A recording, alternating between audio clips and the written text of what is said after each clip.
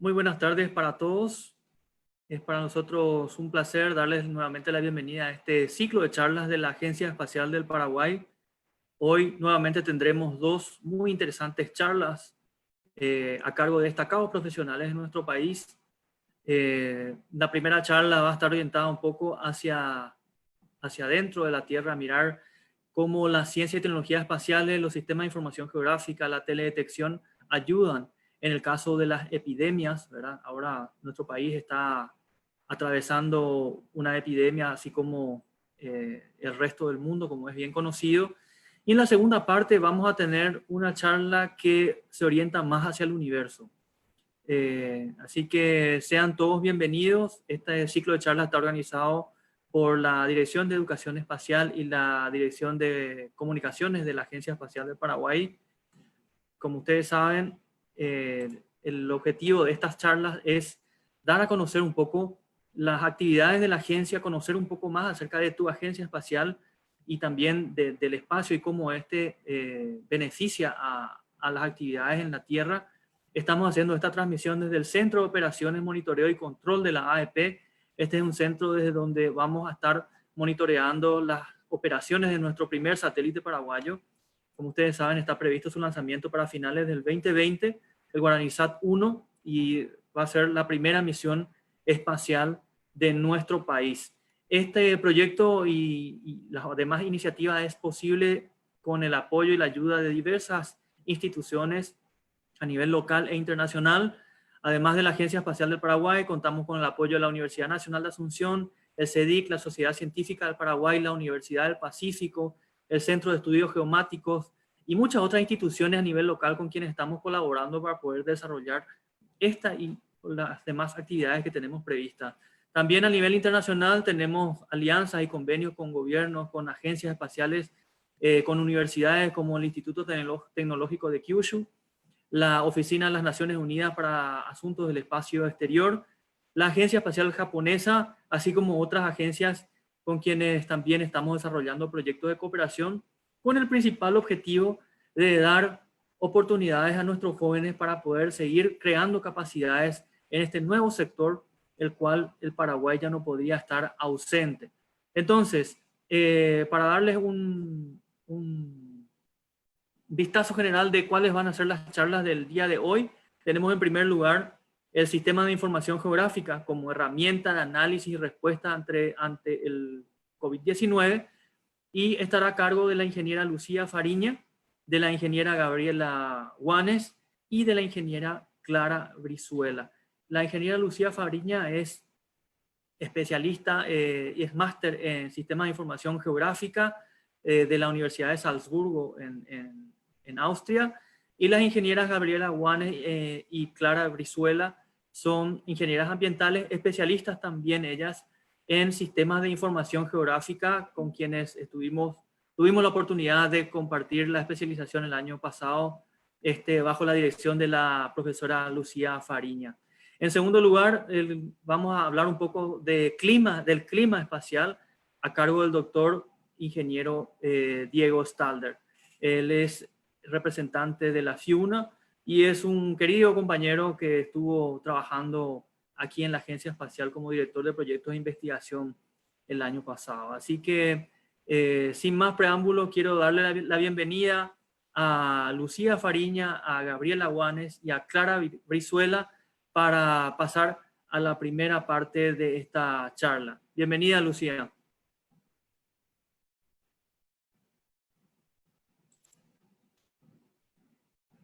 Buenas tardes a todos.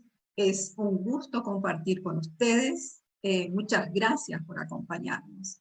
Quiero agradecer a la Agencia Aeroespacial por la invitación y hoy vamos a presentarles Sistema de Información Geográfica como herramienta de análisis y respuesta ante el COVID-19. Hoy me acompañan las colegas Gabriela y Clara. Entonces, voy a pasar a compartir mi pantalla para empezar esta presentación.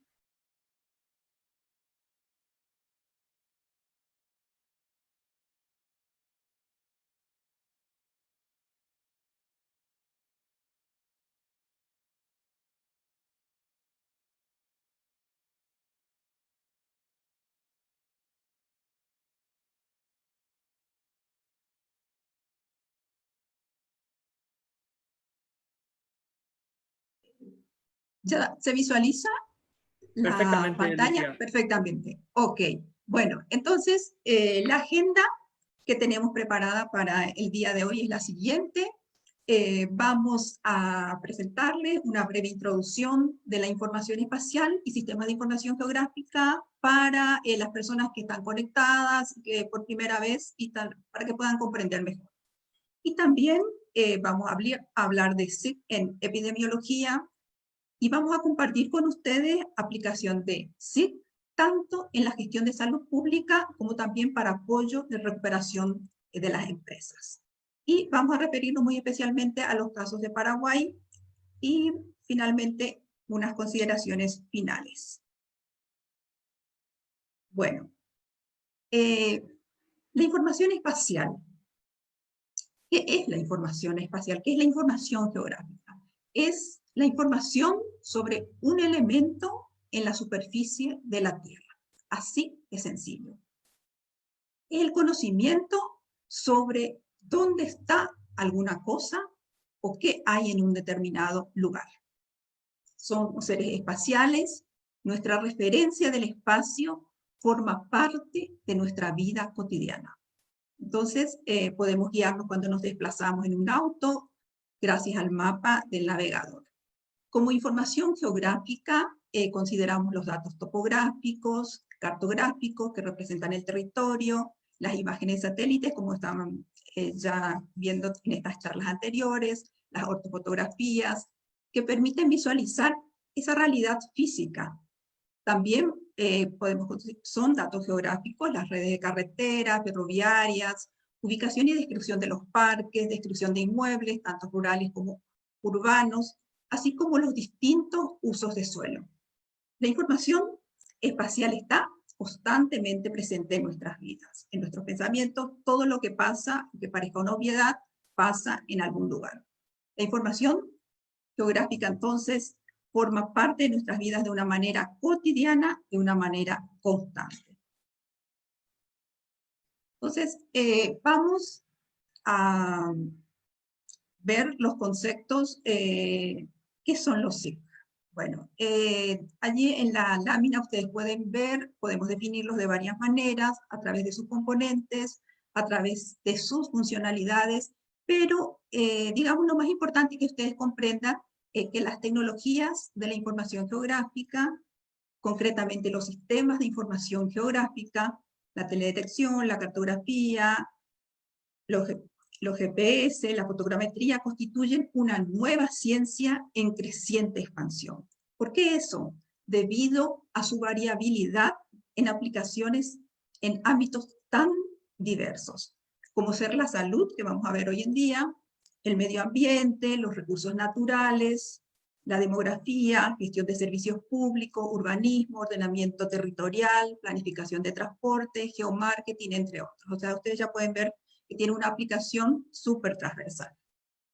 En nuestra vida diaria utilizamos todos los días información geográfica, tal vez hasta sin tenerlo en cuenta, ¿verdad? Casi toda la información que necesitamos y usamos es en parte geográfica, ya que debe estar ubicada en un espacio concreto, en un territorio. Para encontrar respuesta a todos estos problemas, necesitamos de una herramienta que nos resuelva. Y allí vienen los sistemas de información geográfica a ayudarnos. Los SIG entonces permiten dar respuestas a cuestiones, por ejemplo, qué hay, dónde, por qué se encuentra dónde se encuentra alguna cosa, por qué esto pasa aquí y no pasa en otro lugar. Entonces, a través de un SIG podemos capturar e introducir datos que nos debe permitir, esto es muy importante, siempre me gusta mucho repetir esta frase, ¿qué podemos hacer con los SIG? Nos permite representar el presente, reconstruir el pasado y modelar el futuro. Entonces, los SIG son herramientas que nos permiten analizar, como dijimos ya, manipular y producir información geográfica, y las dos principales potencialidades, voy a citar dos, ¿verdad? Porque es lo que le diferencia de las demás herramientas, es la capacidad de modelar la información en capas de información, ya sea el tratamiento, y uno puede tratar cada capa en forma individual o en conjunto relacionando entre las capas todos los aspectos del territorio. Y también podemos incorporar datos o toda una base de datos a esa información gráfica que tenemos. Entonces, de allí esa fortaleza que tienen los sistemas de información geográfica.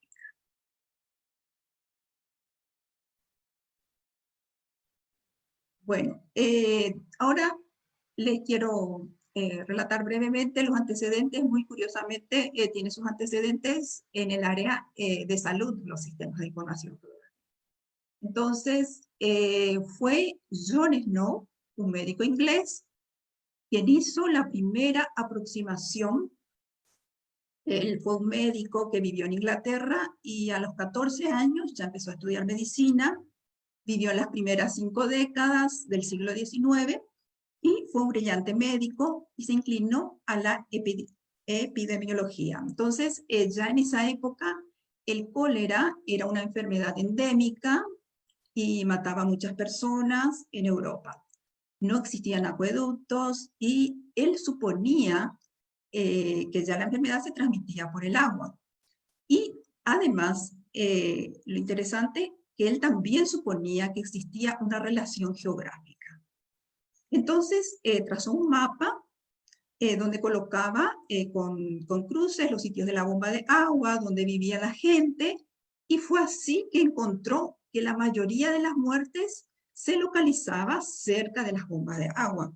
Entonces, una cervecería también estaba muy cerca de la bomba de agua, pero curiosamente allí no contraían la enfermedad. Investigó la razón y se dio cuenta de que la gente en la cervecería no tomaba el agua de la bomba. Entonces, pudo relacionar las muertes con la ubicación de las bombas. Entonces, de esa manera se controlaron muchas muertes. Esto se consideró el primer análisis espacial. Entonces, por eso se le considera el padre de la epidemiología moderna. Bueno, entonces ahora las colegas Clara y Gaby les van a hablar en la epidemiología. Ellos van a estar abarcando los diferentes usos de los sistemas de información geográfica. Vamos a traerles como ejemplo diferentes casos en el mundo.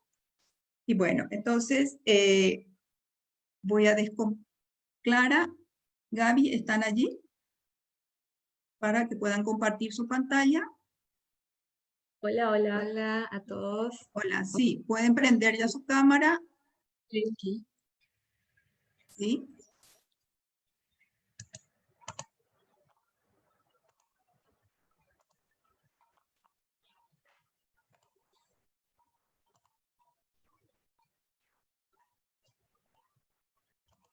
¿Pueden compartir?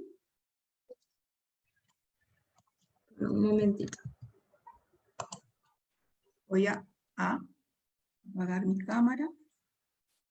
Y ya.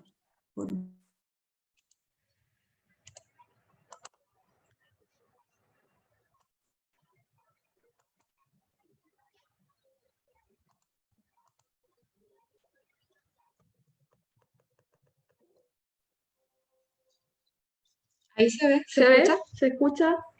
Perfectamente, se le ve súper bien.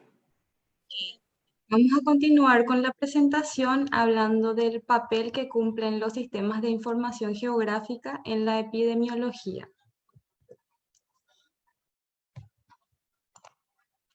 ¿Cómo pueden apoyar a la gestión de la salud pública? Los SIG, en el contexto de la epidemiología, pueden ayudarnos a analizar y comprender la circulación de los brotes, como por ejemplo identificar patrones en donde hay más concentración de la enfermedad y menos concentración, dependiendo del lugar geográfico. También nos permite identificar aquellas poblaciones más vulnerables. ¿Y para qué nos sirve esta información?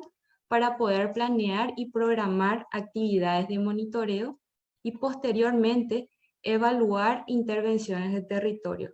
Es decir, que los SIG nos sirven como un soporte para la toma de decisiones por parte de los organismos competentes. A partir de todo esto de la pandemia surgieron numerosos mapas, visores a nivel mundial y a nivel país también. Y les vamos a estar mostrando algunos de esos ejemplos. En primer lugar, quisimos demostrarles el tablero de la Universidad de Johns Hopkins, que supervisa el estado de la pandemia en tiempo real. ¿Qué es lo que nos muestra este tablero? Nos muestra la cantidad global de casos confirmados en los países y la cantidad global de muertes. Podemos ver que tienen unos puntitos rojos y eso simboliza los casos confirmados a nivel mundial. También podemos ver otro tipo de simbología, no solamente los casos confirmados, también podemos ver los casos activos en todo el mundo, también los casos de fatalidad o los decesos. Y acá en esta parte inferior derecha podemos ver la evolución de los casos de coronavirus a nivel mundial. Vemos cómo va ascendiendo esa curva. Y también podemos ver en la esquina izquierda que existe una lista. Hay una serie de países que están colocados en una especie de ranking, porque Estados Unidos está en primer lugar porque tiene la mayor cantidad de casos confirmados. Y podemos ver la información de cada país dándole un clic encima a cada uno de ellos. Por ejemplo, Estados Unidos. Vemos también cómo cambia la curva de la evolución de la epidemia en su país. Y por supuesto también queremos mostrar el caso de Paraguay. Podemos explorar otros países también. Podemos acceder al link que vamos a dejar al final de la presentación. Aquí, por ejemplo, podemos observar el estado de Paraguay, el total de confirmados, el total de decesos y cómo es la curva de la epidemia. También podemos observar los casos diarios que se cargan de acuerdo a las fechas. Por otro lado, otro tablero muy importante que es a nivel mundial es el de la Organización Mundial de la Salud, que se desarrolló específicamente para que ellos puedan difundir sus propios datos. Y tiene una simbología más o menos parecida a la del tablero de Hopkins. Tiene un mapa de burbujas de color celeste, donde muestra los casos confirmados en el mundo, y burbujas de color naranja que nos indican los decesos o las muertes. También tiene otro tipo de simbología que es de colores graduados que indican en dónde hay mayor cantidad de casos y menor cantidad de casos. Por ejemplo, el color más oscuro nos indica dónde hay más casos y los colores más claros donde hay menos casos. También podemos posar nuestro mouse, nuestro cursor encima de este mapa que es interactivo y nos va a mostrar, por ejemplo, cuántos casos confirmados existen en ese país y cuántos fallecidos. Otros mapas interesantes también son los mapas de tendencia, que nos indican las etapas o las fases de la epidemia por país. En este caso, hicimos clic en Paraguay y nos muestra que la tendencia o la fase en la que está Paraguay es la tendencia de difusión o propagación, que significa que la tasa de propagación temprana es potencialmente manejable aún. También podemos ver que la simbología nos indica que los colores púrpura más oscuros son los países que están en fase epidémica. Y estos colores que son un poco de color celeste nos indican que en esos países se pudo controlar o incluso finalizar la epidemia. En este otro mapa que muestra a la derecha, nos puede mostrar cuántos días han pasado desde que se confirmó el primer caso en cada país. Vemos nuevamente un ejemplo de Paraguay y dice que pasaron 96 días. ¿Para qué nos sirve este mapa? Nos da una idea de cuán rápido se puede propagar la enfermedad. Tengan en cuenta que en apenas 4 meses la enfermedad se propagó a 184 países, teniendo en cuenta el primer caso que se confirmó en China. Algunos países también desarrollaron sus propios visores para demostrar sus datos.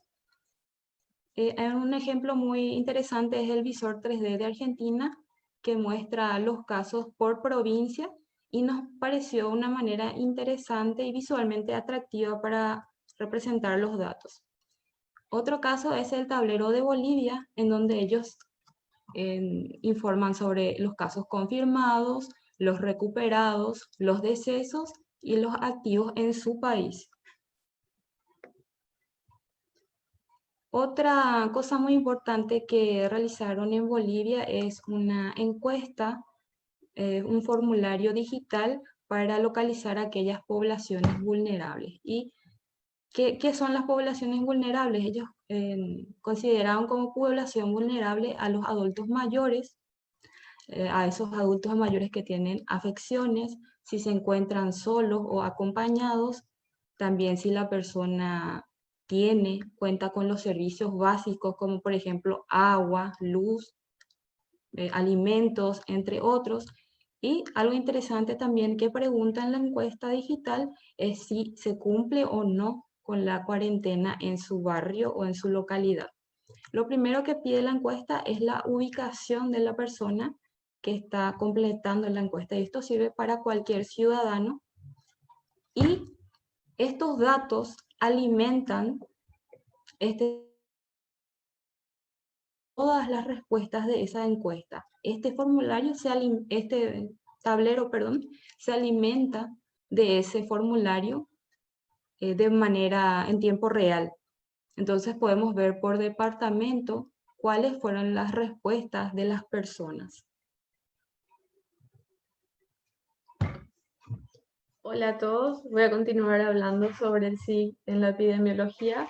Es importante resaltar que existe un modelo de impacto hospitalario que fue desarrollado específicamente por la Universidad de Pensilvania para el caso de COVID-19.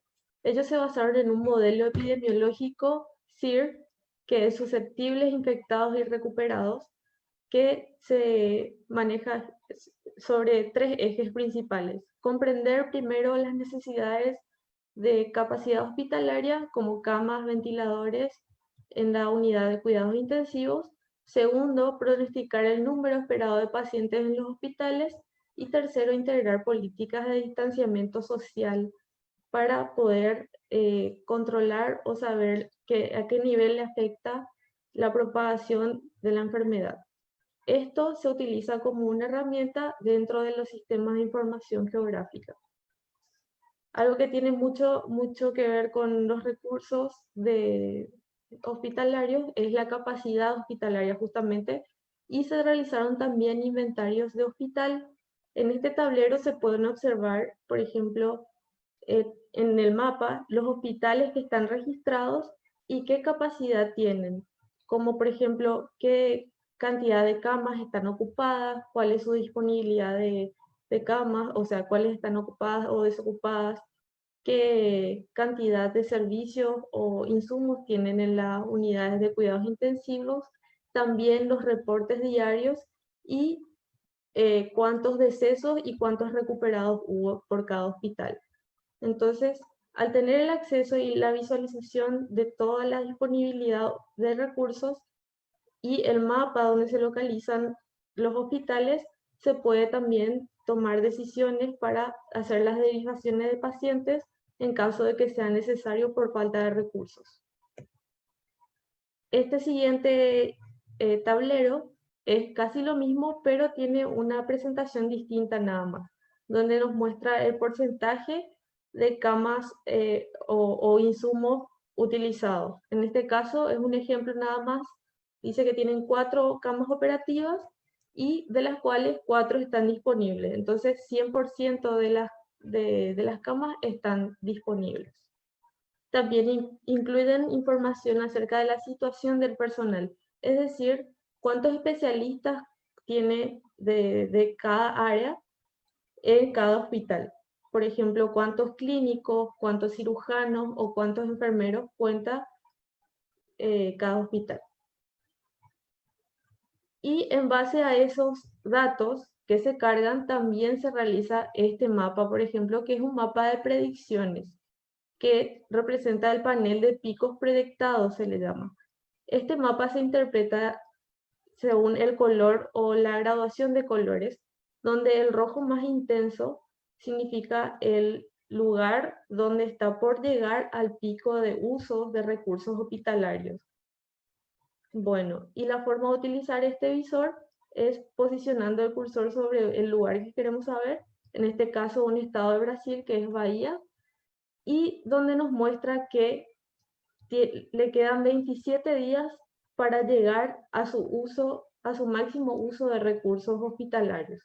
Esto es importantísimo tener en cuenta para las autoridades para que tomen las decisiones rápidamente antes de llegar a esa situación extrema.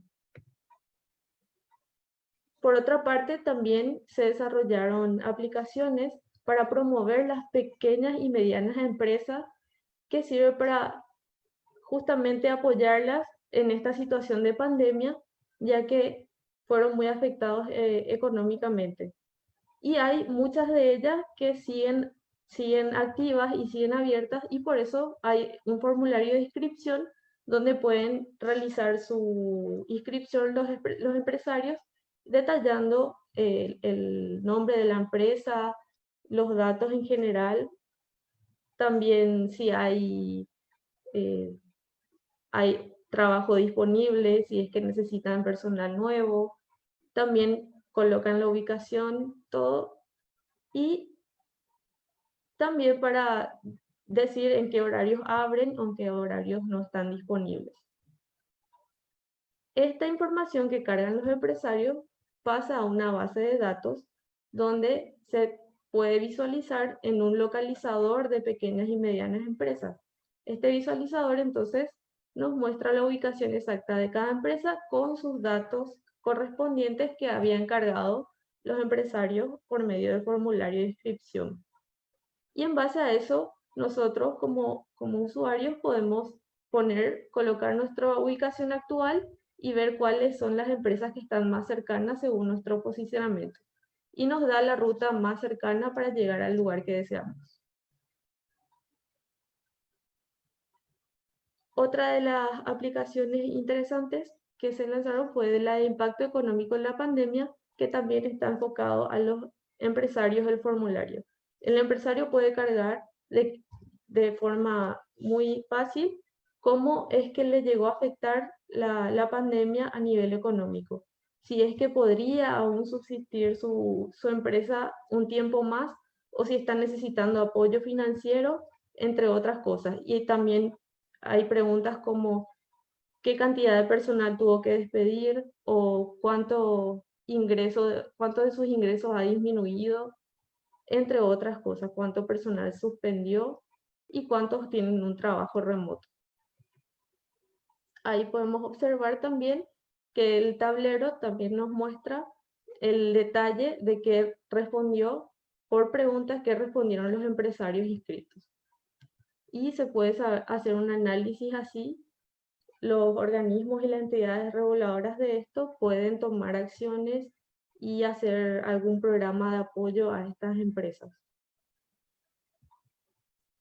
Por otra parte, también está una aplicación, también muy importante, que es más enfocado a los clientes o al público en general, que pueda hacer sus denuncias en caso de que hayan empresas que no cumplan con el protocolo de salud, que por ejemplo, pueden ir completando en el formulario si es que el personal de la empresa cuenta o no con equipo de protección personal, si es que, por ejemplo, cumplen o no con la sanitización correspondiente del predio, el distanciamiento social, entre otras cosas que son exigidas para estar activando la empresa. Y que las autoridades puedan tomar una decisión en base a eso, si es que le permiten seguir abriendo el local o no. Esto asegura la calidad de salud de los clientes y también la seguridad misma de todos. Es importante destacar también el tema del acceso y uso de datos para enfrentar al COVID-19. ESRI, que es una empresa que donó donó software y recursos ante esta situación de emergencia, que donó cosas como datos, aplicaciones y plantillas listos para usar y dar una solución o hacer frente al coronavirus. Por ejemplo, podemos ingresar a su página donde tiene sus recursos, los recursos disponibles, y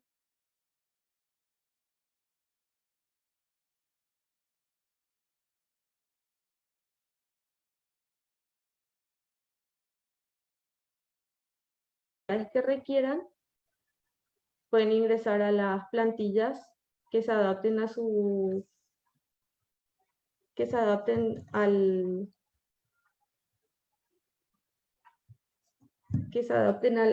la situación de la empresa misma.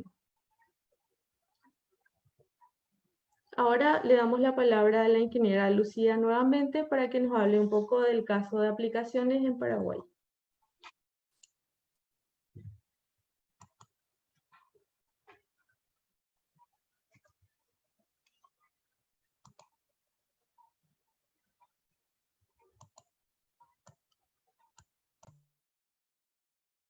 ¿Están viendo mi pantalla? Se ve muy bien, Lucía. Adelante. Okay. Perfecto. Bueno, vamos a ver rápidamente unos casos de aplicación. Así como dijo la compañera Clara, frente a esta situación actual, esto es muy importante recalcar, ¿verdad? ESRI, la empresa líder a nivel mundial en sistemas de información geográfica, puso a disposición de centros de salud y otras instituciones licencias gratuitas de la plataforma ArcGIS. Bueno, entonces, a partir de esto, con la colaboración de Ciampaña, la consultora Ciampaña, se desarrolló una solución que colabora con la sociedad en esta crisis sanitaria, denominada Plataforma ArcGIS, aplicación para pacientes ambulatorios. Bueno, lo que quiero también aclarar es que esta app no solo se puede utilizar para casos del COVID-19, sino también se puede usar para cualquier enfermedad, como ser el dengue, el hantavirus, el mal de Chagas, la leishmaniasis. Esta app se está utilizando en varias ciudades de la Argentina, en Buenos Aires, Córdoba, y en el hospital de Bariloche también se está utilizando inclusive para el registro de todas las enfermedades.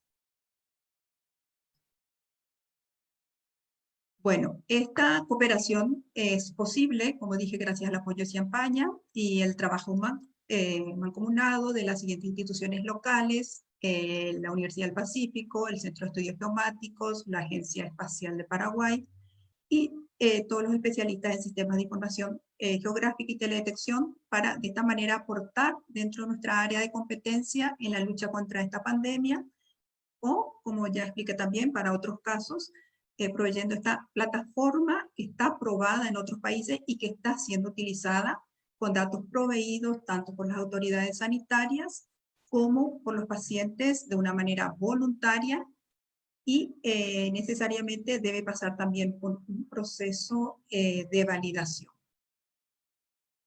Bueno, esto voy a pasar ya rápidamente los objetivos, porque estamos ya corto de tiempo y quiero hablar más bien de los casos nuestros.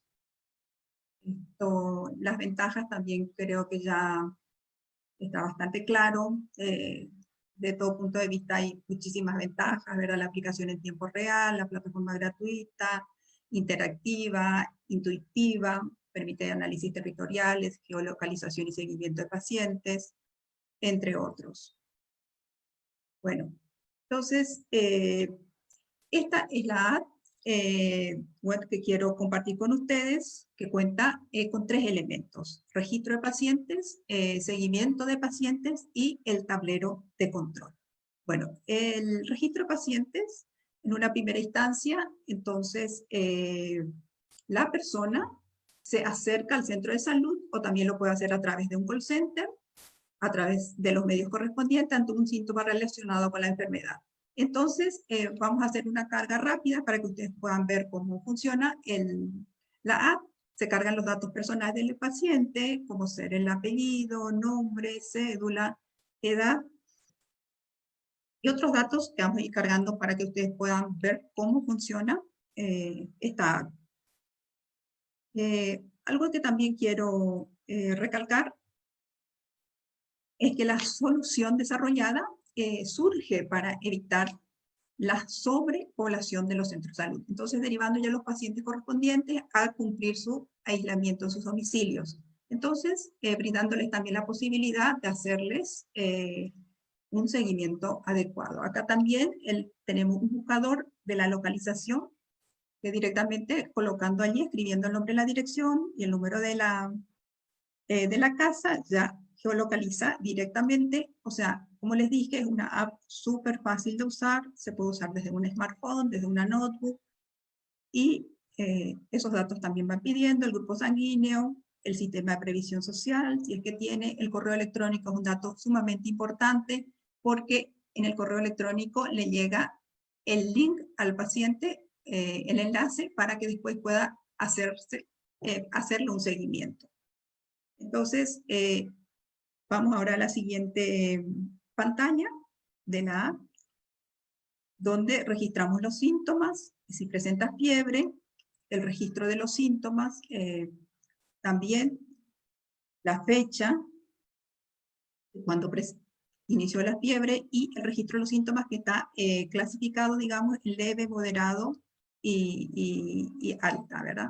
Tenemos los síntomas de tos, disnea, expectoración, dolor de garganta.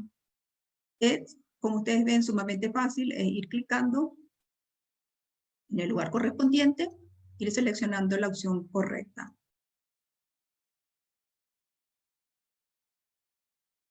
Entonces vamos ahora también los factores de riesgos, si tiene o no tiene factor de riesgo, como ser asma, cáncer, diabetes, hipertensión, insuficiencia renal, obesidad, entre otros. Porque todos estos datos ayudan a catalogar al paciente. También tenemos datos de la ficha médica, cuál considera el origen del posible contagio. También si ya se hizo un test del COVID o si está en curso. O sea, una vez llenado todos estos datos, se envía esos datos y suceden dos cosas. Directamente ya se actualiza el tablero de control o el dashboard, ¿verdad? Y también se le envía un correo, recibe un correo, un mensaje correo con el enlace correspondiente en la persona. O sea, el paciente. Como les dije, también esto se puede hacer directamente desde un call center. Allí se envía la información y los datos, sale un mensaje que los datos fueron enviados correctamente. Bueno, la siguiente es ya el autorreporte de la evolución del paciente, en donde allí ustedes pudieron ver el correo que les llega y el paciente se autorreporta. Entonces, es muy interesante esto porque a través de la carga de la ficha médica, después el paciente directamente ya puede reportarse y indicando su estado de salud, ¿verdad? Este formulario debe ser completado por el paciente. Lo ideal sería que por lo menos lo complete una vez al día. Es fácil de completar. Y también allí puede indicar si se siente mejor, si está desmejorado, y toda esa información va a un tablero de control que ahora también les voy a mostrar rápidamente y que también ya es conocido por la mayoría de ustedes porque se viene utilizando mucho. Este tablero de control también funciona de una manera muy intuitiva. Como ustedes pueden ver, toda la información proporcionada por el encargado directamente ya se visualiza acá en el mapa, que tenemos un mapa en la parte del medio, tenemos los datos estadísticos, tenemos los pacientes, el listado de pacientes y el reporte de los pacientes. Lo bueno de esto es que, como les dije, es muy intuitivo. Nosotros podemos clicar acá la información y podemos contabilizar las personas que tuvieron el test positivo o negativo, los cuales están en curso. Podemos ver también los pacientes que están desmejorados. O sea, uno se aproxima, hace un clic nada más allí en la barra de los valores estadísticos y ya les va apareciendo la cantidad. También podemos catalogar por los síntomas y podemos cuantificar. Y eso ya directamente se va actualizando también, también en el mapa. Entonces, como les vuelvo a decir, todos estos datos proporcionados deben estar totalmente seguros, protegidos, siendo el acceso también exclusivo de los hospitales involucrados y de las autoridades competentes. Allí, por ejemplo, clicamos y ya nos aparecen todos los datos de ese paciente, y estos colorcitos que ustedes pueden ver es de acuerdo a cómo le salió el test del COVID. También tenemos mapas de calor para indicar las áreas donde hay mayor número de casos positivos, casos negativos. Bueno, entonces,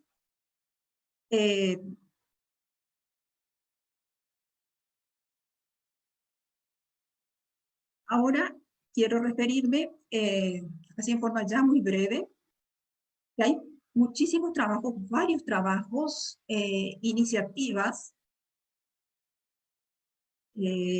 a nivel país, ¿verdad? Tenemos iniciativas del Ministerio de Salud Pública, el BITID, que tiene un portal con un tablero con los datos. Allí ustedes pueden visualizar en la presentación datos según la edad, el sexo, datos de los albergues. También el Parque Tecnológico de Itaipú ha desarrollado un geoportal disponibilizando para las instituciones y el público en general para descarga de datos, ya sea en formato SHP, en KML, y también dispone de servicios WFS y WMS. Y un visualizador con la situación actual también por caso. Acá ustedes tienen también los enlaces correspondientes. También disponen ellos de mapas de vulnerabilidad con los mapas correspondientes de densidad vial, que son indicadores también de la vulnerabilidad, ¿verdad? La densidad de edificaciones, la población vulnerable por edad, por sexo y distrito. También quiero mencionar la aplicación COVID Paraguay, desarrollada por el Ministerio de Tecnología de la Información y Comunicación, MITID, que permite dar seguimiento y monitoreo también a las personas en cuarentena. Y creo que ayer salió en el periódico que ya ha incorporado nuevas herramientas y hasta la fecha también tienen ya registrados más de 7.000 usuarios. Entonces, esta plataforma es una herramienta también digital diseñada para la interacción con personas que presentan los síntomas del COVID, y según disposición de la Dirección General de Vigilancia de la Salud, la aplicación registra, actualiza datos personales, localiza casos positivos y sospechosos. Bueno, para ir terminando entonces, ya a modo de conclusión y de sacar una síntesis de esto, vemos que los sistemas de información geográfica ya han demostrado su eficacia en emergencias anteriores y son utilizados por los organismos internacionales, ejércitos, administraciones, ONG para combatir la crisis generada por el nuevo coronavirus y saber dónde están las personas con más riesgo, gestionar servicios sociales o decidir las rutas más óptimas. Entonces, se trata de una herramienta tecnológica que nos permite monitorear, gestionar, planificar, analizar las acciones que se tienen que llevar a cabo.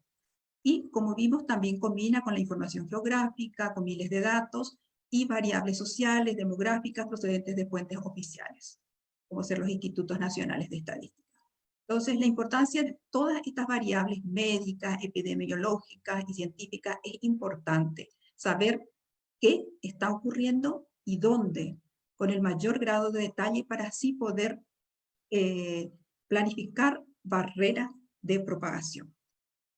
Bueno, y por último, quiero mencionar también que es muy importante poder compartir información, tender puentes para que desde la tecnología no perdamos el tiempo. Es el activo más valioso en una emergencia. Si conocemos entonces la razón por la que un fenómeno se produce, dónde lo hace, tendremos la clave para entender mejor.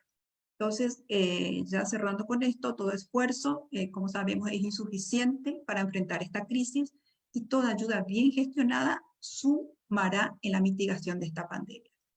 Entonces, quiero dejarles también unos enlaces muy interesantes acá para la presentación.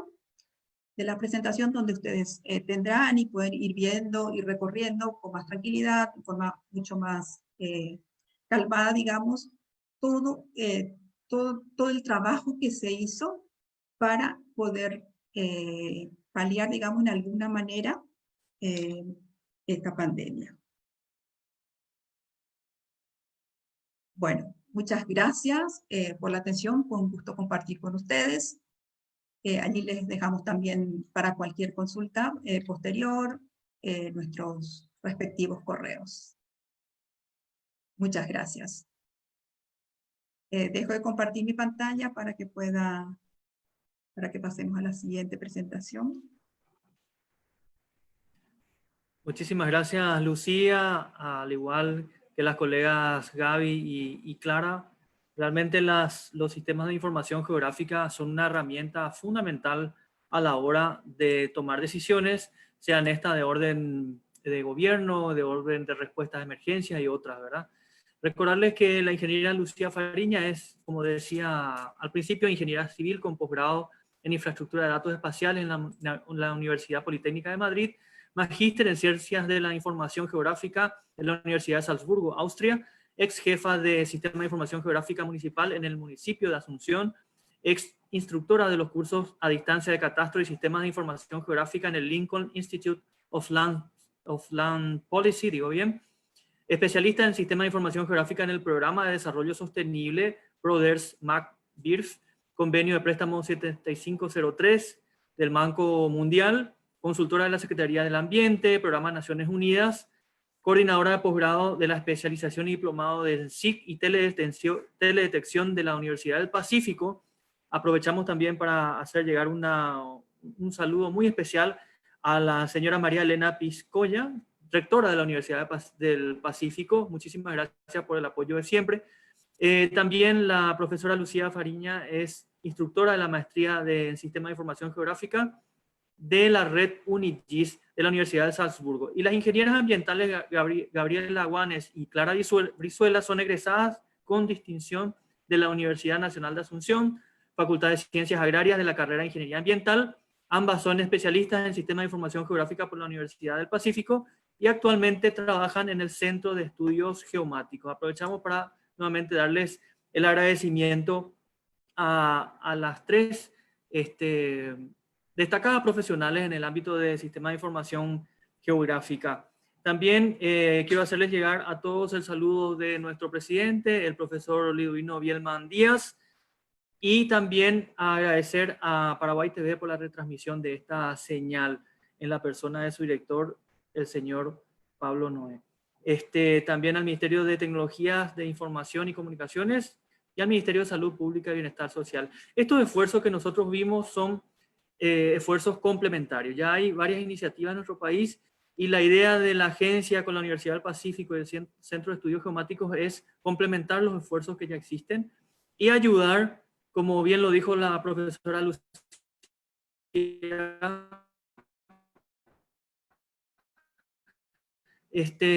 todo esfuerzo exactamente que está sucediendo y dónde es fundamental. Entonces, sin más preámbulo, quiero, antes de dar la palabra al doctor Diego Stalder, darles un poco una reseña, un resumen de su perfil. El doctor Diego Stalder es ingeniero electrónico por la Facultad de Ingeniería de la UNA. Al terminar sus estudios de grado, realizó su maestría y doctorado en computación aplicada en el Instituto de Investigación Espacial Brasilero, INPE. Ahí participó en diversos proyectos de investigación multidisciplinarios en el área de computación de alto desempeño con aplicaciones en la astrofísica. Durante su doctorado también trabajó como investigador visitante en el Instituto de Astrofísica de París durante un año, con apoyo del Programa de Ciencias Sin Fronteras del Brasil. En el año 2017 retornó al Paraguay y se incorporó a la UNA como profesor investigador en el programa de maestría y doctorado en Ciencia de la Computación de la Facultad Politécnica y profesor encargado de la Cátedra de Computación de la Facultad de Ingeniería de la UNA. En el 2018 se incorporó a la Agencia Espacial del Paraguay como director de proyectos de investigación, donde formó parte del proyecto Caburei 4S, creación de capacidades en ciencia y tecnologías espaciales, formando estudiantes de ingeniería en el área de ingeniería espacial con el desarrollo de CANSATs y plataformas de pruebas para pequeños satélites. Actualmente se desempeña como investigador a tiempo completo en el Laboratorio de Mecánica y Energía de la Facultad de Ingeniería de la UNA, donde orienta trabajos de investigación en áreas de ciencia de datos aplicada al procesamiento de imágenes, inteligencia artificial y clima espacial, que justamente es el tema de su presentación el día de la fecha. Ha publicado artículos científicos en revistas de alto impacto y participa regularmente en congresos nacionales e internacionales. Es investigador categorizado PRONI nivel 1. Así que bienvenido, Diego. Es un placer tenerte con nosotros. Adelante. Buenas tardes a todos.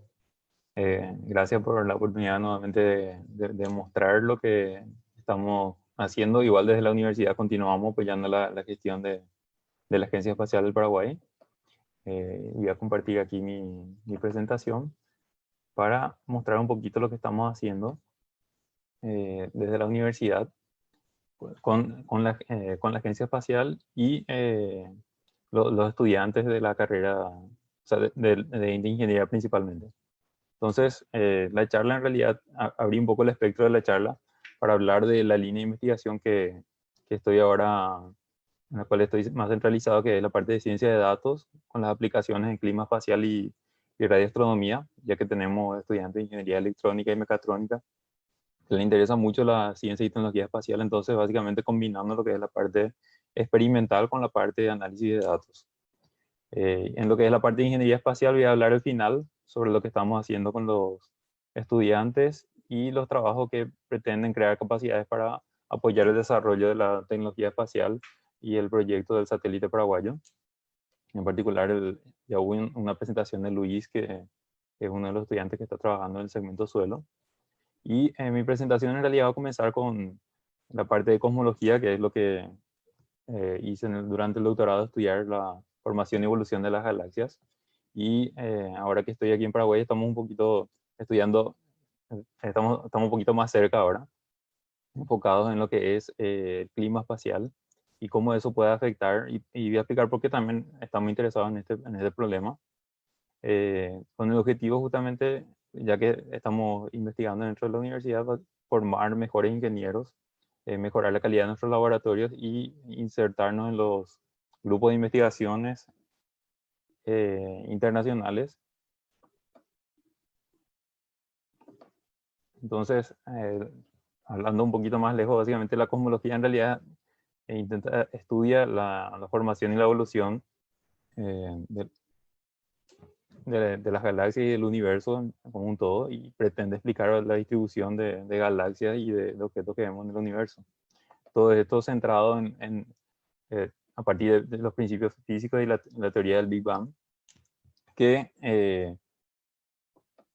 utiliza, ¿verdad?, que permite, a partir de los modelos físicos y la información que se recolecta de la radiación cósmica de fondo, que son las fluctuaciones primordiales del universo, y aplicando los modelos físicos y los principios físicos, todas las leyes de la física que conocemos que son válidas aquí en la Tierra, formar de forma artificial en una simulación numérica las galaxias y los objetos que vemos hoy en día. Esto es un ejemplo de una simulación que se hizo con un grupo internacional que básicamente permite en un computador, a partir de las fluctuaciones primordiales y usando una gran cantidad de computadores, hacer una simulación numérica y obtener la distribución de materia en el universo, e inclusive las galaxias que hoy, y estudiar justamente para entender mejor, poner a prueba la física que básicamente todavía tiene muchas respuestas que responder sobre la formación del universo, y justamente para eso es necesario eso. Entonces, es un ejemplo de una simulación que hoy es ya de años. Ahora ya hay una nueva versión están haciendo una simulación llamada avanzada pues con esto básicamente se puede en el computador generar una galaxia similar a la que observamos con unos telescopios. Y eso, ¿cuál es la importancia de esto? Básicamente que yo puedo dentro del computador aplicar mis métodos estadísticos de análisis en los catálogos simulados, donde yo sé cómo se formaron, porque el problema es que los telescopios me ofrecen una visión en realidad en 2D del universo, ¿verdad? Yo no puedo ver, analizando la luz, puedo ver de cierta forma el redshift o la profundidad, pero si yo necesito saber la distribución espacial, necesito recurrir con las simulaciones puedo tener más información. Entonces ahí es donde entra la ciencia de datos para desarrollar nuevas herramientas para poder aplicarlas tanto en los datos simulados como en los datos observacionales. Y en realidad la astronomía en sí siempre fue guiada por los datos observacionales, ¿verdad? Para proponer una nueva teoría, básicamente uno tiene que tener datos y con esos datos validar las predicciones de su teoría. Y el problema justamente es que cada vez tenemos una mayor cantidad de datos y todos los experimentos de la física cada vez generan mayor cantidad de datos y para eso es que necesitamos formar grupos multidisciplinarios que permitan analizar esta gran cantidad de datos y desarrollar nuevas herramientas para poder lidiar con esa cantidad. Y aquí el último ejemplo, este es un telescopio que se está construyendo en Chile, que va a generar 20 terabytes por noche. Entonces, es necesario realmente tener un grupo de personas y una capacidad computacional para poder analizar esos datos y extraer el conocimiento de esa gran cantidad de datos que hay. Y ahí es donde entra la otra parte de mi investigación, que es la inteligencia artificial, que nos ayuda, por ejemplo, a resolver problemas como simplemente clasificar las galaxias. Esta es una clasificación que se llama esquema de Hubble, que básicamente separa las galaxias en elípticas, espirales y varios subtipos. Estos problemas básicamente ya están resueltos con la inteligencia artificial y en particular una subárea de la inteligencia artificial que se llama aprendizaje profundo o deep learning, que en computación se comenzó básicamente clasificando perros y gatos, y de cierta forma aplicando las mismas metodologías que permiten clasificar imágenes, por ejemplo aquí de un gato y perro, por la forma yo también puedo clasificar galaxias. Esto se publicó ya en el 2017, ya se logró una precisión, inclusive está al borde inclusive podría mejorar lo que el humano podría clasificar, cerca mayor del 98-97% de precisión en la clasificación. Y inclusive se están ahora desarrollando ya técnicas para segmentar y cuando tengo una imagen más de esto sería una imagen donde yo tengo más de un objeto. Entonces, aquí si yo quiero segmentar también, el estado del arte está en la segmentación y clasificación inclusive. Y además de eso también ya se usa para extraer información de la forma, de la luz, de la cantidad de luz que tiene cada galaxia. Entonces, el estado del arte está en esta línea, ¿no? Y esto usa básicamente un conjunto de herramientas que se llama aprendizaje profundo, que es una subárea de la inteligencia artificial y una subárea del aprendizaje de máquina. Que en realidad no son técnicas nuevas, pero gracias a que los computadores hoy en día tienen mayor capacidad computacional, se pueden aplicar a problemas más complejos. Esta es una red que en el 98 consiguió clasificar básicamente los dígitos escritos manualmente. Entonces, esta red se ha aplicado a diferentes problemas, tanto de la astronomía como de la medicina, para clasificar enfermedades, detectar objetos. Entonces, es una línea de investigación bastante utilizada en todas las áreas actualmente. Y ahí es donde estamos queriendo aplicar justamente al clima espacial. Voy a llegar un poquito más adelante cómo vamos a usar esta serie de herramientas.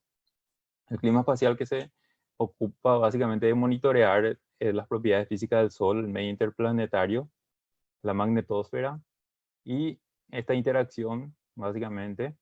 Si ustedes piensan que el viento de un huracán es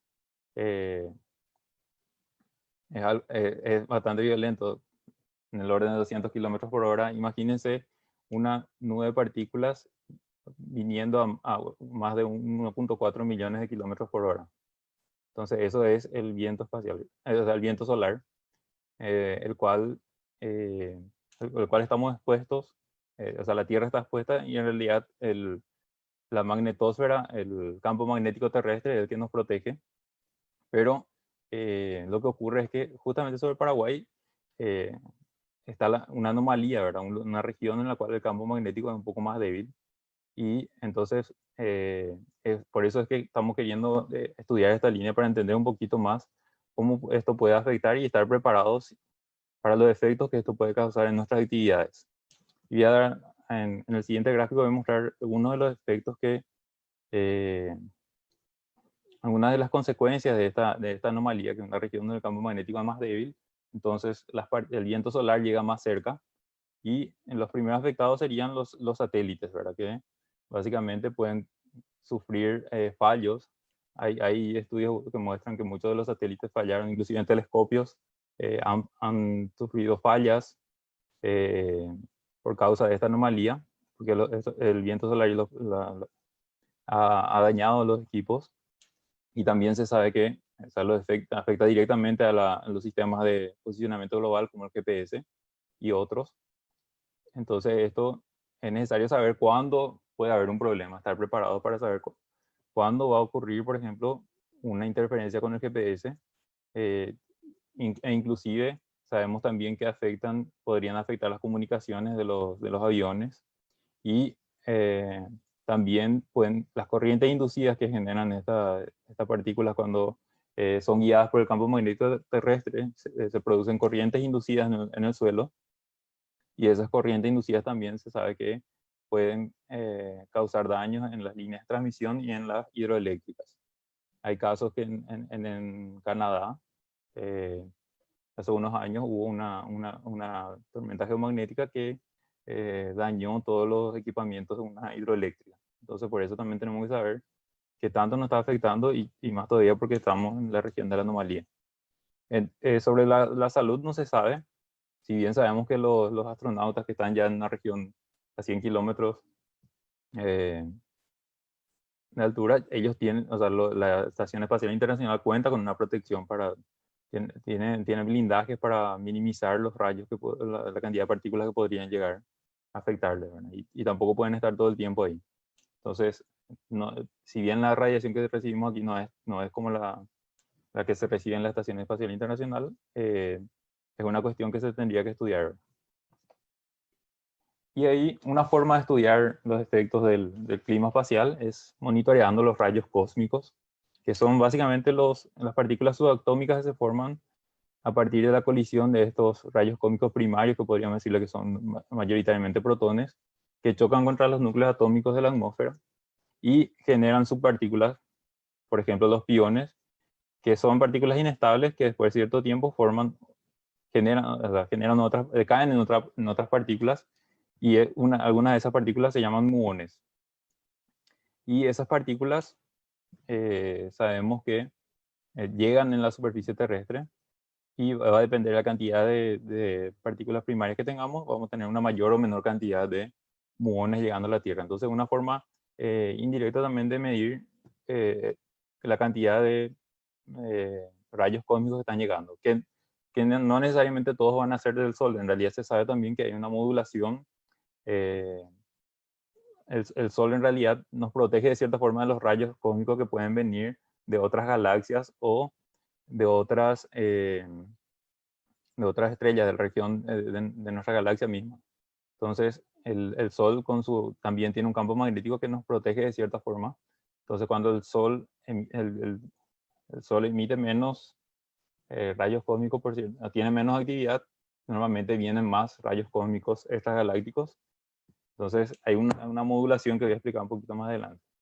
¿Y cómo es que esto se está estudiando? En realidad, esto ya fue iniciado hace varios años y con la iniciativa del doctor Jorge Molina y varios estudiantes, hoy el licenciado Jesús Núñez de FACEM y el ingeniero Esteban Cristaldo, que hoy es ingeniero mecatrónico y está haciendo la maestría también en la Facultad de Ingeniería, la maestría en Ingeniería Electrónica.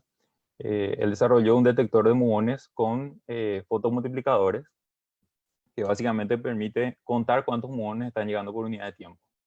Y estos son los primeros datos que estábamos analizando. En realidad, desde el año pasado se están tomando estos datos y estudiando su correlación primero sabemos que esto depende de las condiciones atmosféricas como la presión y la temperatura de la atmósfera.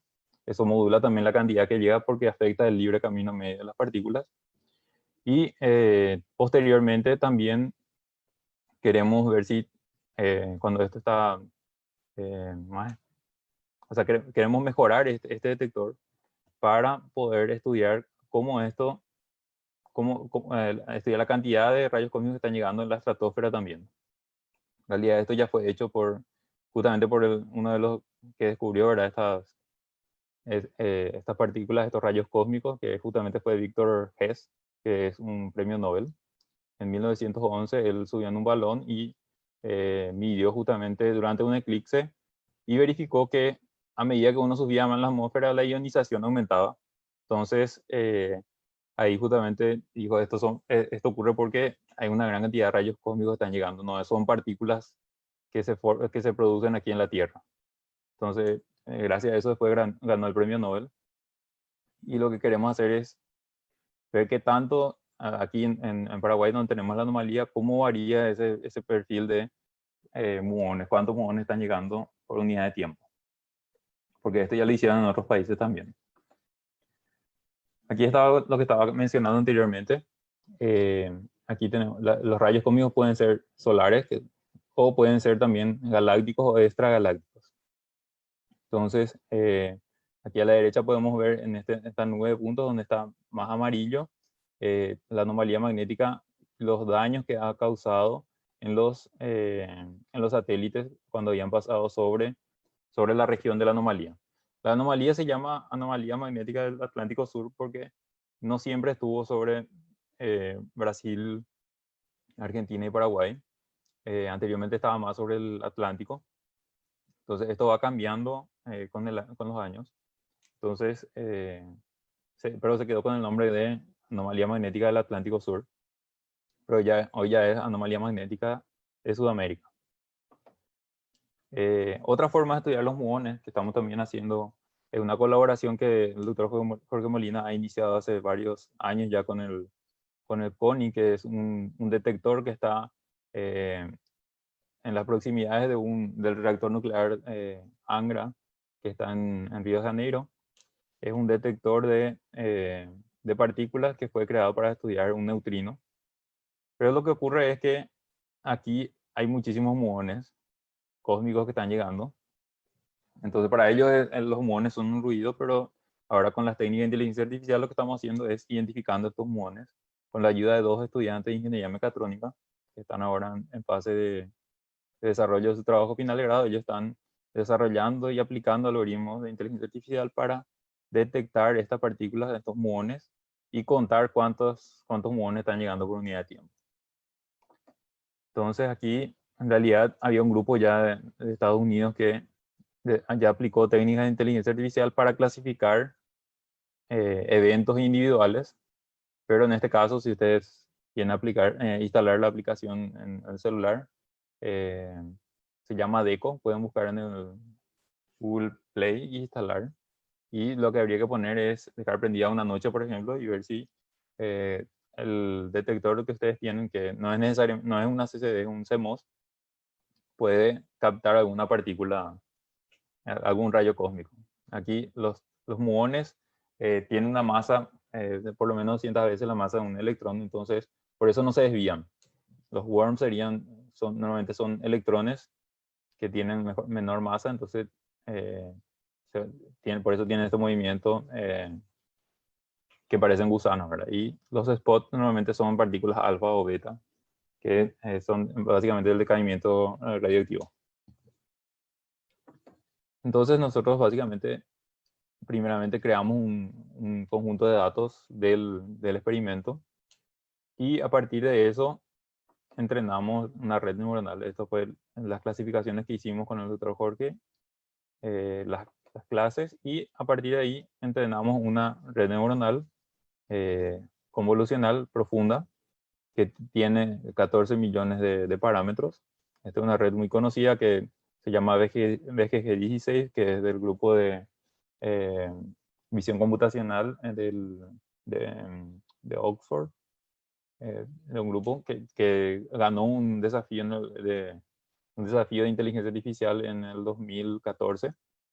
Nosotros usamos como base ese clasificador y le hicimos algunas modificaciones y aplicando a nuestro conjunto de datos, que costaba aproximadamente 4.000 imágenes, después de limpiar quedó a 2.000, y tenemos una precisión también del 98% aproximadamente. O sea, prácticamente conseguimos reproducir lo que le enseñamos. O sea, el sistema inteligente consigue automáticamente clasificar y decirme si esas partículas que yo veo, si son muones o no. Y queremos hacer eso porque en cada nivel de ese experimento tenemos miles de eventos, ¿verdad? Entonces por eso necesitamos hacerlo automáticamente. Entonces aquí sería ya aplicando, en este caso le aplicamos a 4 millones de eventos. Ya tenemos una serie temporal y podemos identificar estos eventos extremos que están en rojo aquí y verificar si fue el origen, si fue o no un rayo cósmico, ¿verdad? Eso es lo que estamos haciendo ahora, estamos evaluando eso. Y otra forma de estudiar la anomalía y el clima espacial también es usando magnetómetros, que básicamente el Brasil, en este caso en el INPE, hay un investigador que es el doctor Clesio Nardim, que durante su carrera ha instalado una serie de magnetómetros de alta precisión para poder estudiar la anomalía. Entonces ya hay una red de magnetómetros en toda Sudamérica. En realidad hay una red también mundial, pero esta red está enfocada en la red de magnetómetros sudamericana. Y ahora queremos también instalar una en Paraguay para poder medir exactamente la intensidad del campo magnético y las variaciones, porque con esto nosotros podemos saber cuándo va a haber una tormenta geomagnética o cómo afectó una tormenta geomagnética. Entonces esto es un trabajo que estamos queriendo hacer con la gente del Brasil. Estamos viendo el financiamiento para conseguirlo. Entonces es un trabajo posible futuro. Esto ya un proyecto un poco más simple y sencillo que pueden hacer los estudiantes. Aquí esto está hecho por un grupo de FACEN, de la Facultad de Ciencias Exactas, con ayuda del doctor Rolón, están desarrollando magnetómetros de bajo costo para también instalar, por ejemplo, en diferentes regiones del país y con eso también estudiar justamente el campo magnético terrestre, cómo varía, porque sabemos cuando viene el viento solar, justamente eso afecta la intensidad del campo magnético terrestre.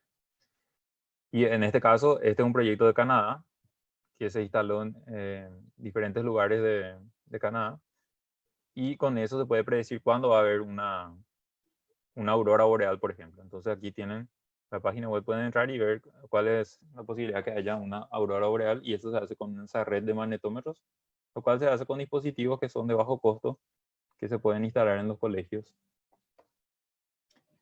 Y la otra forma de estudiar también el campo magnético, que estamos iniciando y queremos establecer una colaboración con la gente del Centro de Radioastronomía de la Universidad de Mackenzie. Justamente este material fue elaborado a partir de un material que el doctor Jean-Pierre Roland compartió con nosotros, que básicamente la ionosfera es una región donde se producen básicamente iones debido a los rayos cósmicos que ionizan la energía, se transfieren a los átomos y esto ioniza la atmósfera. Como ven aquí tenemos en este gráfico, tenemos a la izquierda en el eje Y tenemos la altura sobre el nivel del mar y a la derecha tenemos la densidad electrónica. Entonces son varias capas, no es continuo, Y a medida que uno sube, los átomos están, la atmósfera está más ionizada. Entonces, ¿cómo se puede estudiar la ionosfera? Y básicamente porque esto afecta, también tiene una variación, esta ionización depende de si estamos, si es de día o si es de noche. Entonces, de noche hay una capa que desaparece, que es la última capa, la capa D. Durante la noche desaparece porque justamente ahí llegan menos rayos cósmicos. Entonces, ¿cómo podemos estudiar esto? Y estudiando las ondas de radio. Porque las ondas de la ionosfera puede servir como una guía de onda. Es por eso que, o sea, esto se utiliza para comunicaciones intercontinentales, o se puede utilizar para comunicaciones intercontinentales. Uno transmitiendo en baja frecuencia, uno puede llegar, por eso que la radio AM tiene un mayor alcance que la radio FM, ¿verdad? Tiene más baja frecuencia. Y cuando llega a ser Very Low Frequency, VLF, consigue rebotar por la ionosfera y propagarse por varios rebotes. Entonces, básicamente esto es lo que hicieron estos investigadores del Brasil.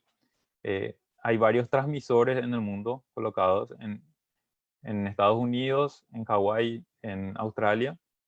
Y básicamente lo que este grupo de investigadores colocó fue una red de estaciones para monitorear para medir, o sea, medir la intensidad y la fase de esa señal, y con eso saber a qué altura se rebotó en la onda.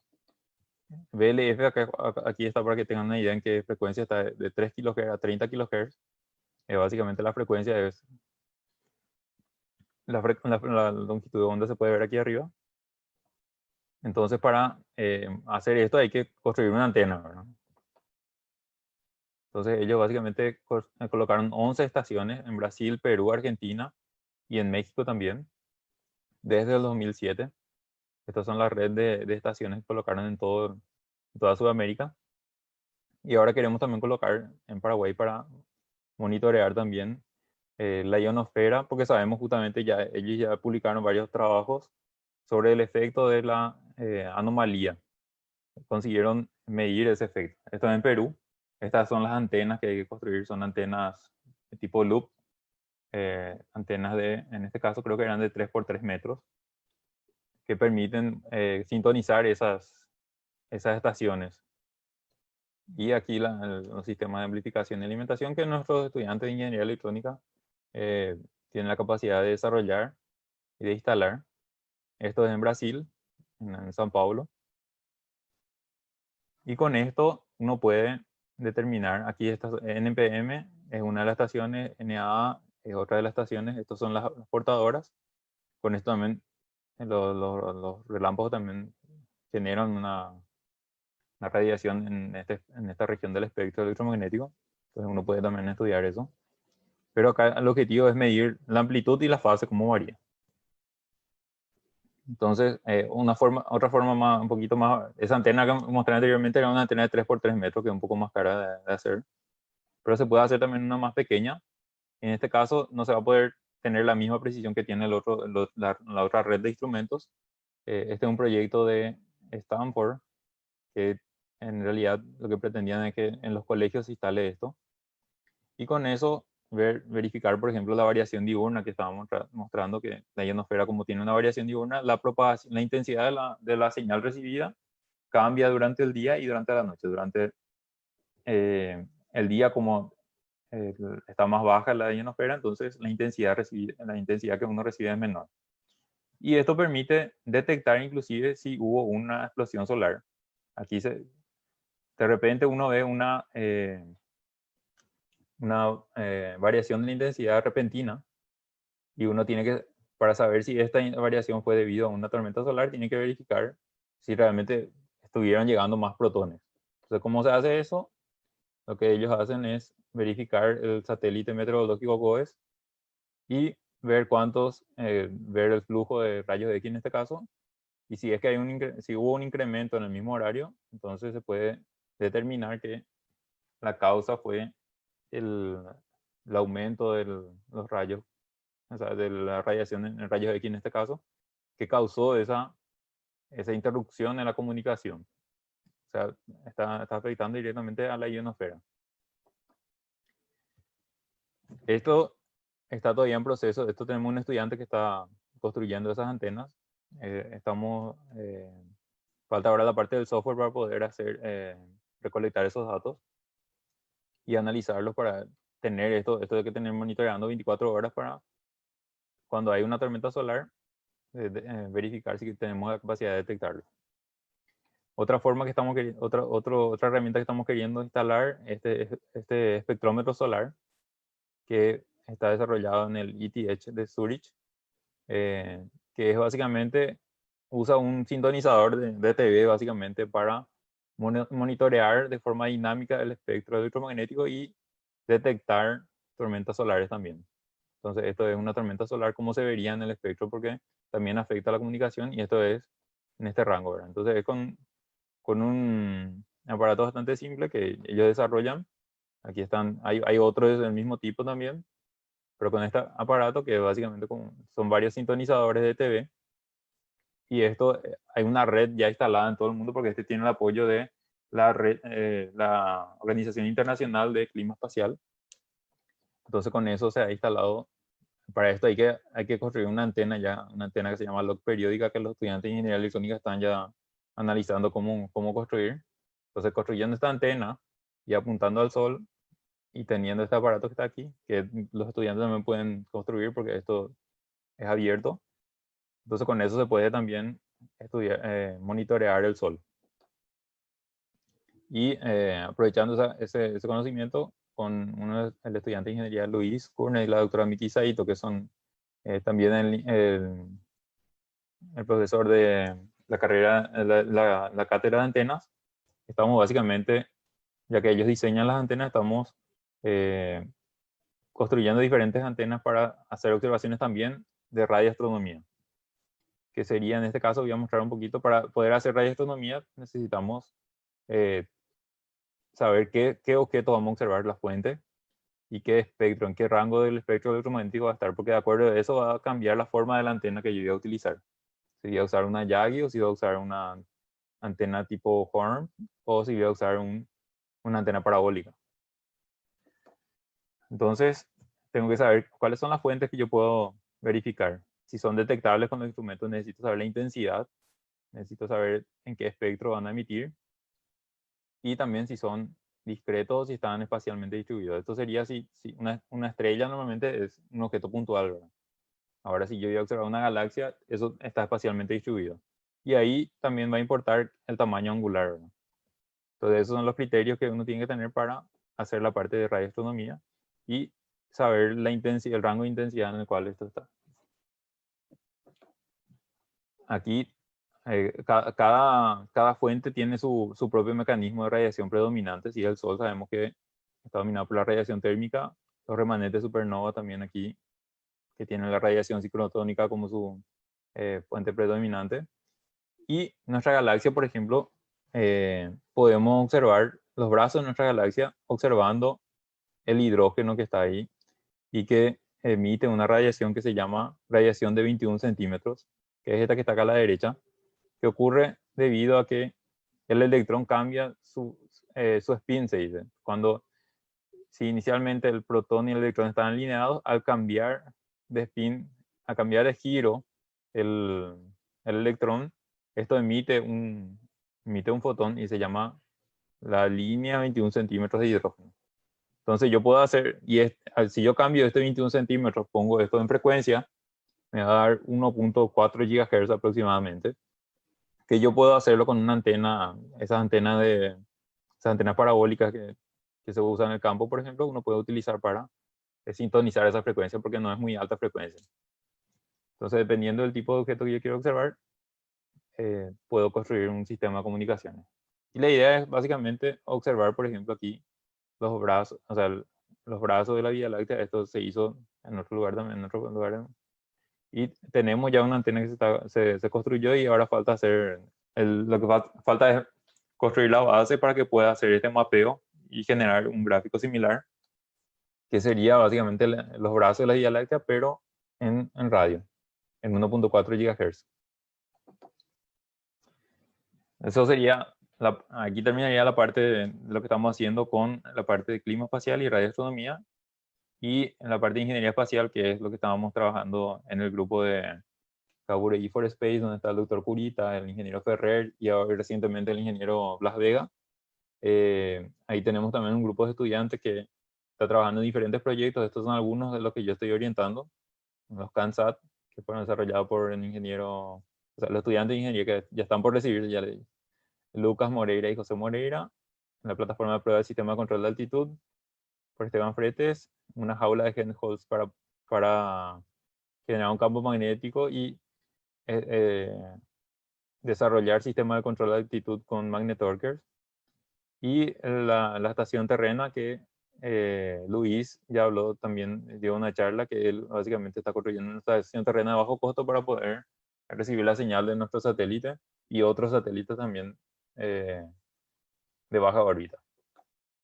Entonces, los CANSAT básicamente que ya están Lucas y José diseñaron esta es la segunda versión del CANSAT, ya están haciendo la tercera versión. Esto es para enseñar a los chicos de colegio, con un entrenamiento que se hizo en el colegio IPT, y es una forma de crear capacidades y de incentivar a las futuras generaciones por las ciencias y tecnologías espaciales y también la ingeniería, porque necesitamos, para desarrollar el país, necesitamos invertir en educación y también en la formación de nuestros ingenieros. Este es el trabajo de la plataforma de prueba para el sistema de control de altitud, que está desarrollada por Aldo Galeano y Esteban Fretes, que están para defender la tesis ya ahora. Ellos hicieron una simulación y lo que ya diseñaron, hicieron varios diseños, y la idea es que monten un colchoncito de aire donde se va a poder probar los satélites y el sistema de control de altitud. Aquí es muy importante destacar que Esteban, ahora que una vez que se reciba, ganó una beca para ir a Japón y hacer su maestría en ingeniería espacial. Es uno de los primeros del grupo de Kaburei que ganó la beca de la UNUOSA, o sea, compitió en el llamado de las Naciones Unidas, que tiene, justamente apoya la maestría de QTech. Él aplicó y fue seleccionado después de pasar un proceso de entrevistas y análisis de currículum, y ahora él va a ir a hacer su maestría en ingeniería espacial también en Japón, y pagado por el gobierno japonés, la Nación Unida en este caso, y el gobierno japonés. O sea, solamente con el apoyo de ellos va a conseguir ya ir a Japón. El otro trabajo también es el de que voy a mostrar un poquito los avances de Víctor y de Guillermo.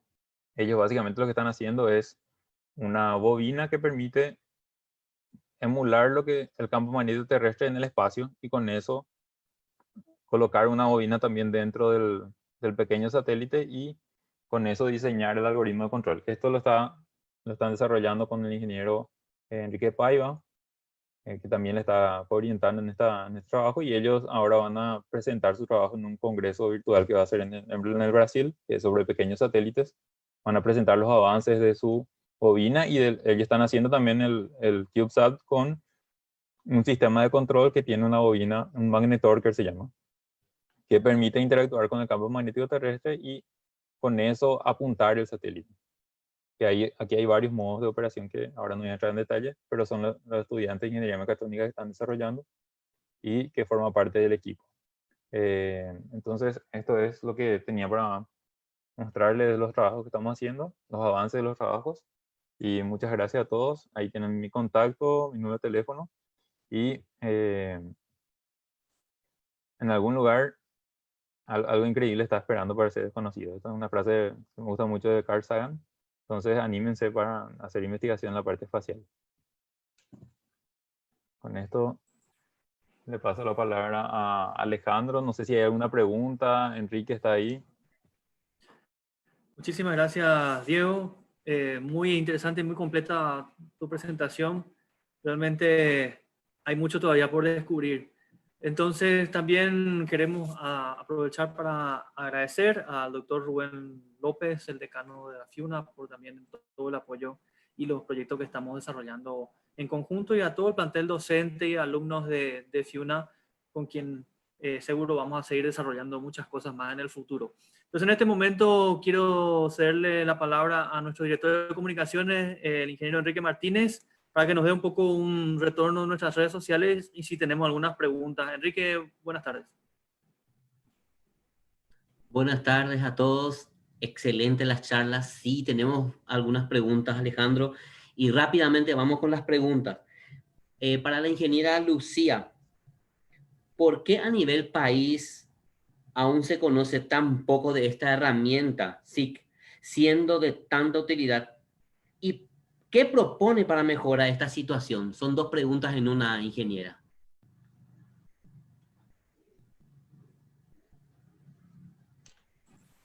Tu micrófono, Lucía. Tu micrófono, ingeniera.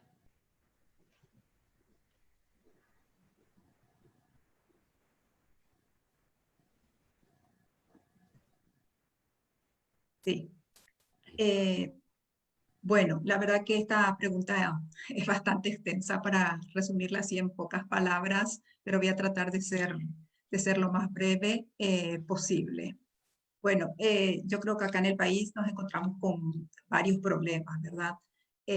Pero voy a referirme a lo que yo considero los dos principales, ¿verdad? Como habíamos hablado de los componentes de los sistemas de información geográfica, yo creo que uno de los más sensibles son los datos y las personas, o recursos humanos, ¿verdad? Entonces, forma breve voy a decir que somos el único país en América Latina que no contamos con una infraestructura de datos espaciales. ¿Y qué es una infraestructura de datos espaciales? ¿Verdad? Para que puedan entender así en pocas palabras, en la actualidad toda la base de datos del Paraguay está repartida en diferentes bases de datos en organismos de instituciones públicas. Hasta ahora, digamos, esta base de datos funciona como compartimentos estancos que no se relacionan entre sí. Por eso muchas veces se recurre a varias fuentes para conseguir información y digamos que no hay interoperabilidad entre los datos. No hay estandarización y interoperabilidad. Entonces las IDES se hacen con la intención de integrar los datos geográficos de las distintas administraciones públicas. O sea que eso es lo que nos falta a nivel país. Entonces, la iniciativa de una IDE, además de exigir a las instituciones públicas a completar la información geográfica y facilitar el acceso a la misma, implica para los diferentes organismos un avance y un impulso tecnológico, que es lo que nos faltaría, así como país. Bueno, entonces esto ayuda a que las instituciones puedan trabajar coordinadamente y los datos se distribuyen y se publican a través de Internet. Otra cosa, bueno, en este momento, el otro tema que yo me refería es el tema de recursos humanos a las personas. Hay que hacer un cambio de paradigma en la educación. Estas herramientas deben ser utilizadas para enseñar ya desde la primaria, ya sea para enseñar geografía, historia a los chicos. Nosotros hicimos una prueba piloto con muy buenos resultados. Entonces, esta es una época, como yo siempre digo, es un momento único, estamos en un mundo globalizado y tenemos un nuevo mundo que llamamos de la inteligencia geográfica. Entonces las tecnologías que antes solamente estaban disponibles para grandes especialistas, ahora está disponible para niños, ¿verdad? No está solamente limitado a profesionales de ingeniería, geógrafos, está en manos de todos. Como yo siempre digo, existen ya niños construyendo y desconstruyendo mundos. La tecnología avanza a pasos agigantados. Entonces hoy, acá como el compañero Diego estaba hablando ya de inteligencia artificial, machine learning, Internet de las cosas, Big Data, ¿verdad? En los últimos años siempre digo yo se han producido, o sea, no lo digo yo, ¿verdad? Está demostrado que se ha producido mayor cantidad de información científica que en toda la historia de la humanidad. O sea que estamos en una época diferente y hay que trabajar con la educación también. Bueno, gracias, disculpen si me demoré, pero es un poco difícil explicarlo así en pocas palabras, pero creo que vale la pena aprovechar esto como para explicar un poco esa situación. Gracias, Enrique. Muchísimas gracias, ingeniera. Ahora una pregunta para el doctor Diego Stalder. ¿Cómo se pueden financiar los proyectos en el área de clima espacial y radioastronomía, doctor? Así mismo. Y realmente justamente ese es uno de los desafíos, ¿verdad? Conseguir financiación pero también una oportunidad. Hay entidades de financiación externa que ayudan al desarrollo de la ciencia, entonces podemos aplicar a fondos internacionales. También no hemos, o sea, también podemos aplicar al CONACYT, ¿verdad? Que tiene su fondo de financiación, si bien los últimos años ha tenido un retraso en dar una respuesta a los proyectos que fueron presentados. Son las fuentes de financiación directa que se tienen, ¿verdad? Pero como estos proyectos no son, los proyectos de bajo costo pueden ser financiados a veces por las facultades, o inclusive misma la agencia espacial podría de cierta forma financiar las tesis que van a generar un producto para la agencia, podrían ser financiadas de cierta forma por la agencia, ¿verdad? Entonces habría que buscar fuentes de financiamiento nacionales o también internacionales. Lo que son de bajo costo, como el fin es educativo y también de investigación, va a dar un retorno ya sea de publicaciones para permitir subir en el ranking, que es un problema que estamos teniendo ya hace años, ¿verdad? Últimamente ha bajado el ranking de la Universidad Nacional de Asunción, pero es más bien porque tenemos muchos docentes. Se está investigando más, pero también hay muchos docentes, entonces una de las métricas que se usa es la cantidad de publicaciones por el número de docentes. Entonces, eso es lo que hace que en el ranking vaya bajando bastante. Entonces, necesitamos tener varias estrategias y una de ellas es aumentar los fondos para investigación para tener estudiantes que puedan hacer su maestría y también sus trabajos finales de grado. Estos estudiantes que están haciendo su trabajo final de grado en temas espaciales están haciendo para recibirse de ingenieros, ¿verdad? Entonces, si ellos tienen algún tipo de financiamiento para dedicarse y hacer un trabajo más detallado, que le dé una oportunidad de ganar una beca en el exterior, entonces yo creo que eso justifica una financiación ya sea del Estado o de la universidad para los trabajos de tesis que tienen los méritos suficientes. Muchísimas gracias, doctor. Nuestro fans destacado, Shiro Jan, pregunta, y no sé si quién me puede responder, ¿en qué frecuencia se va a mapear el cielo además de los 21 centímetros del hidrógeno? No, inicialmente justamente los trabajos de tesis, uno de ellos es con el 21 centímetros para mapear los brazos de la Vía Láctea. Y la otra sería para estudiar las tormentas solares. Con el Calixto queremos hacer ahí sería en una banda de frecuencia de 80 aquí tengo, de 47 a 870 MHz funciona el Calixto, que es el espectrómetro solar. Pero uno, dependiendo del fenómeno que uno quiere, primero tiene que estar la pregunta. O sea, yo quiero, por ejemplo, si la radiación 21 centímetros voy a usar para, por ejemplo, verificar el efecto Doppler, verificar, medir la velocidad de rotación de los brazos de la Vía Láctea, por ejemplo. Entonces, a partir de la pregunta, defino en qué frecuencia voy a observar y a partir del objeto que quiero observar también. Muchas gracias, doctor. La pregunta para la ingeniera Juanes. ¿Cuáles son las ventajas que ofrece el tablero de Hopkins, ingeniera? Hola, sí, voy a tratar de resumir porque tenemos poco tiempo. Las principales ventajas que tiene es que los datos se pueden visualizar en tiempo real y también que cualquier persona puede visualizar porque son datos públicos que también se pueden descargar y cada persona puede hacer su propio mapa y su propio análisis. Muchísimas gracias, ingeniera. Ahora, ya que le tenemos ahí al lado a la ingeniera Clara, la pregunta va para ella.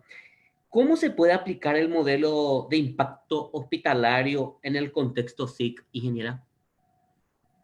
Bueno, en realidad hicieron un convenio los de la empresa ESRI con la Universidad de Pensilvania, que fue la que generó este modelo matemático para esta situación de COVID-19, y en conjunto elaboraron una herramienta que se puede utilizar mediante un software que se llama ArcGIS Pro, y tiene como una herramienta en la parte de ArcToolbox, como una herramienta de geoprocesamiento. Y así fácilmente se puede aplicar a diferentes situaciones según los datos que tengas. Muchísimas gracias, ingeniera. Y así cerramos el espacio de preguntas y avisándole a nuestros fans, tanto del Twitter, del Instagram y del Facebook, que las preguntas que quedan en el tintero, como se suele decir, vamos a estar respondiendo del Facebook y vamos a responderle puntualmente, darle las respuestas. Vamos a pasar las preguntas a los profesionales, a los expositores de hoy. Ahora pasamos al espacio de agradecimientos. Queremos agradecer a Paraguay TV, a su director Pablo Noé, a la jefa de programación, ¿verdad?, Cintia Colmán, y a Álvaro Covelo, director de medios digitales de Paraguay TV, que retransmiten esta señal de la fanpage de la Agencia Espacial del Paraguay. También a todos los medios televisivos y digitales que retransmiten nuestras charlas. Una vez más, muchísimas gracias, doctor, ingenieras, y el piso es tuyo, Alejandro. Gracias, Enrique. Rápidamente, realmente hoy nos queda ganas de escuchar más y de saber más, ¿verdad? Pero lastimosamente nuestro tiempo nos obliga a ir cerrando. Así que quiero hacer rápidamente una pasada agradeciendo nuevamente a todas nuestras ponentes de hoy, a Lucía, a Clara, a Gaby y a nuestro querido compañero Diego también, con quien tantos días y tantas noches estuvimos trabajando aquí en la agencia, y que luego vamos seguramente a continuar, él desde la universidad y nosotros desde aquí. Quiero hacer una última pasada para si tienen unas palabras finales. Lucía, por favor. Bueno, solo agradecerles por esta oportunidad a la Agencia Aeroespacial, en nombre del coronel Liduvino Bielman, de permitirnos llegar con este aporte a la ciudadanía. Y más nada, estamos, si hay más preguntas que quieran hacerlo, puedan formularlo, enviarle un correo y con mucho gusto responderemos. Y también agradecerle acá a las colegas que fueron alumnos, ahora son colegas, excelentes profesionales que me están acompañando en esta charla. Muchas gracias. Gracias, Lucía. De igual forma a Clara y a Gaby. ¿Unas palabras finales? Muchas gracias, Ale. Y le agradecemos enormemente a la ingeniera Lucía también, que nos abre estas posibilidades, y a vos también por darnos esta oportunidad de poder exponer algo sobre sistema de información geográfica. Y a todos los que hacen posible este ciclo de charlas virtuales, que me parece súper interesante. Agradecerles a Alejandro, a la profe, a Enrique, a todos los que hacen posible esto. Muchísimas gracias. Muchísimas gracias. Muchísimas gracias. Claro que sí, realmente es importante dar a conocer lo bueno que tiene nuestro país y todo lo que se puede hacer con la ciencia y tecnología. Diego, ¿algunas palabras finales? Primeramente, agradecerle a usted por el espacio y felicitarle también al mismo tiempo, ¿verdad?, por toda esta iniciativa, ¿verdad?, que sabemos que tenemos que realmente cuidarnos ahora, ¿verdad?, para que evitar que el número de casos aumente, ¿verdad? Entonces, socialmente nuestra responsabilidad es bastante grande, y crear un contenido para que los estudiantes y la sociedad pueda seguir lo que estamos haciendo desde la universidad, porque en la universidad se investiga, ¿verdad? También hay investigación, ¿verdad? Hay grupos de investigación, y les invito a que se acerquen y busquen a los estudiantes, principalmente a los estudiantes que están en los últimos años, viendo qué van a hacer su tesis, y si les gusta la parte espacial o la parte de inteligencia artificial, se acerquen a nosotros, que les vamos a orientar a proponerles desafíos interesantes para que puedan hacer un trabajo que tenga una repercusión también internacional y que pueda ayudar a desarrollar la ciencia y la tecnología también, tanto a nivel nacional como internacional.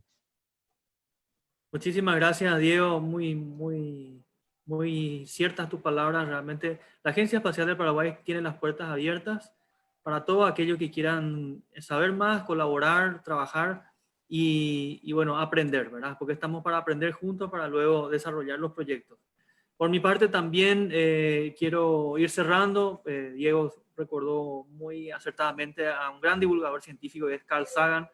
Quiero también hacer mía unas palabras de este gran científico americano. El estudio del universo es un viaje de autodescubrimiento, porque realmente, como él decía, y también nuestro querido y recordado profesor Blas Servín, somos polvo de estrellas, porque el carbono, el nitrógeno, el hidrógeno, el oxígeno, el fósforo y el azufre, todos son los bloques que crean la vida, vienen o vinieron del interior de las estrellas. Así que de mi lado, de mi parte también es todo, agradeciendo a todos la asistencia, el de dedicarnos su tiempo para compartir sus conocimientos y al público por escucharnos. Y quédense prendidos porque cada semana estamos trayendo temas muy interesantes. Así que va a ser hasta la próxima. Cuídense. Nos vemos pronto. Muchas gracias. Gracias. Chao, chao. Chao, chao.